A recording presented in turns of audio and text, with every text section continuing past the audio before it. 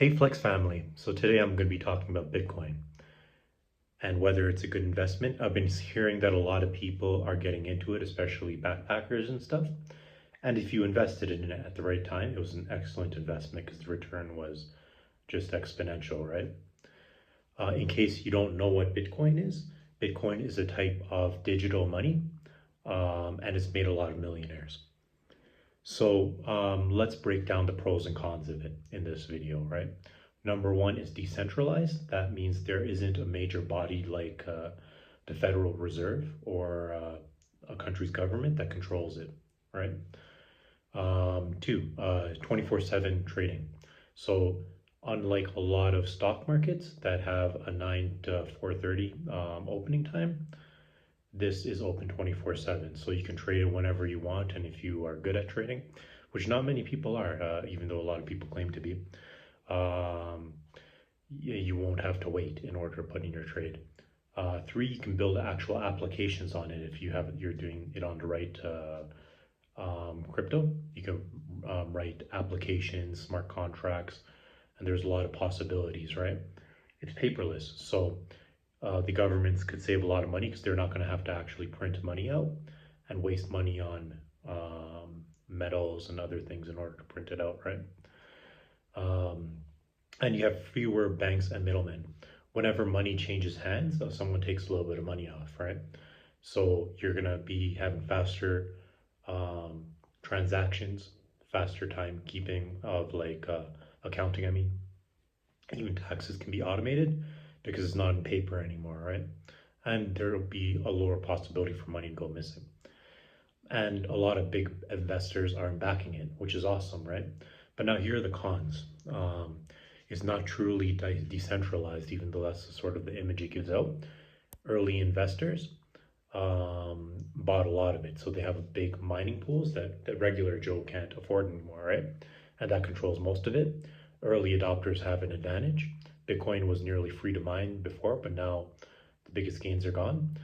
Unproven longevity. So out of all the currencies in the world, there are two currencies that have lasted without really needing a reset, right? The US dollar, which is like 230 years old, and the British pound, which is 1,200 years old. And the British pound basically maintained its value through its colonies, right? Every other currency in the world that's ever existed has either failed or needed a reset. Like I believe in the 90s, after the Soviet dissolved, everyone one day woke up and they had $0 in the bank account because they needed to get the financial system under control. And so everyone had a reset, not just in the Soviet, but also in other countries, right? Cambodia is an example, Zimbabwe, Germany, etc. The list goes on, right? The value runs a lot on hype, so people release a lot of hype about it, and that's dangerous, right? Because it's easier to manipulate. There's also a fixed supply of it, right?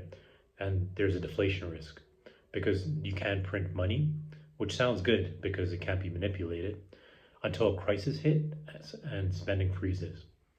And then the governments have no way that use the current model in order to fix those crises by printing money or reallocating money from the people to the government like they do now, right? Also, you're going to have experienced a lot of job losses in finance. It's going to take away a lot of people's jobs, right? Because crypto automates a lot of things that are currently done by hand and people. So then they're going to have to actually be retrained in other jobs. And chances are the government's not going to do that, right?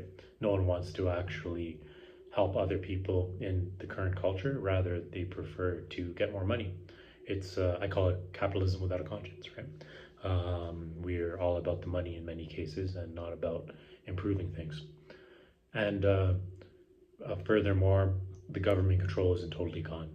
They still regulate how crypto converts to money, meaning they can limit access, like with China. They said no one's allowed to trade it, and they made it illegal in China, right? So that's the rundown on what Bitcoin is. Does it fix things? Yes, but it also creates new problems, which I'll be addressing in the next video. It replaces traditional money. We'll have find a new way in order to handle inflation and regulation.